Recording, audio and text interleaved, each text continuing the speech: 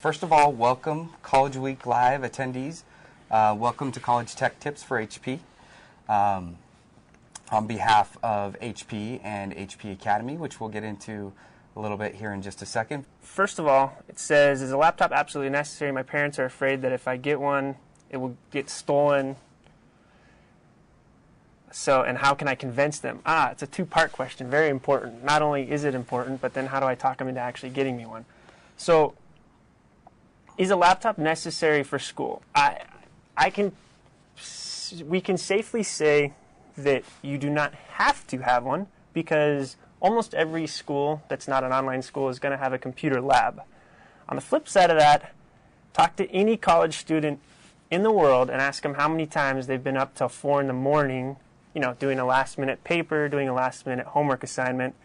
I've never met a college student that wasn't. In today's modern day. I mean, okay, 10 years ago you could get by, but now, so I would have to say that it is absolutely necessary because computer labs at colleges are not open at 4 in the morning. A laptop can be more or less necessary depending on what your degree is. Because, for example, you will have classes where they will give you a piece of software, like, for example, an anatomy type software or something that you've got to go use. And if you don't have a computer, it's going to be incredibly hard to pass those classes. Now, on the other hand, if you've got a class that, say you go to school to be a communication major, you're going to be writing a lot of papers and things like that, you might be able to get away with it because there's not going to be as much specialized software.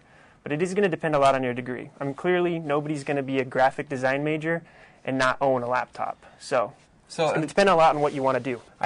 Brad sent in another question, and he says, I have a background in C++, HTML, PHP, and Java, so should I major in computer engineering and computer science? Brad, this is a really good question, but at the same time, I feel like I am probably not the right person to answer this, because this is more of a question you would probably want to ask a career advisor at the school. I can tell you this, if you already are proficient in every single one of those, you should definitely test out of quite a few classes. Do that, because a lot of, computer science is going to be teaching a lot of these things that you've already listed on here. So that's my advice. You talk to somebody that can give you some advice, go over the courses, and get you probably maybe in some upper level classes right away. It probably is a really good idea to go talk to an academic advisor, Sometimes we have proficiencies, and I have no idea, Brad, if this is stuff you enjoy or you just learned it from doing something. But if you are proficient in those things, maybe it's an opportunity to get proficient in something you don't know.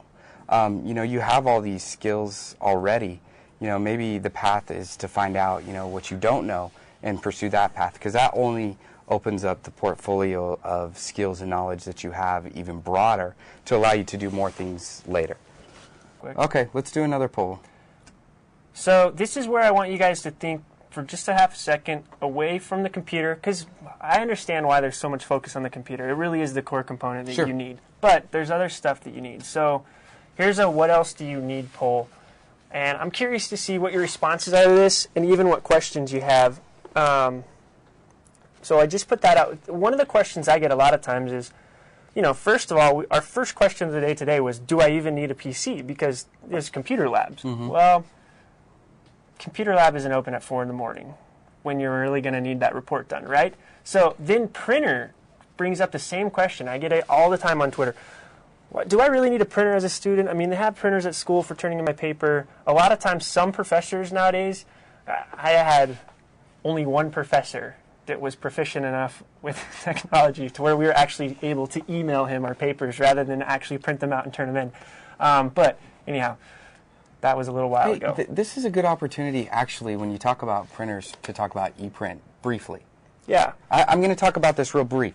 Depending on, how you are with your computer, if you choose something that's mobile and you want to be all around the place, studying at the library, studying at friend's house, working in different places, HP has a technology called ePrint.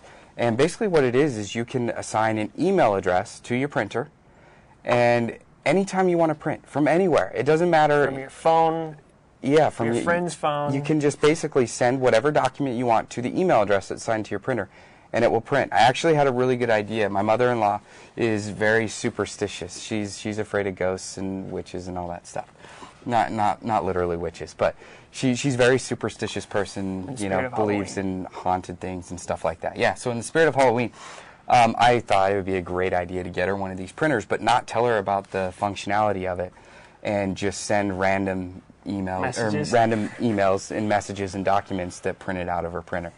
You're a bad person. So you can do a lot of fun things with it too. Thanks a lot. We appreciate it. It's been fun. It's been interesting. This is kind of a new experience for us. So you guys have done a great job making it comfortable and making it fun. Thanks, guys. Thank you.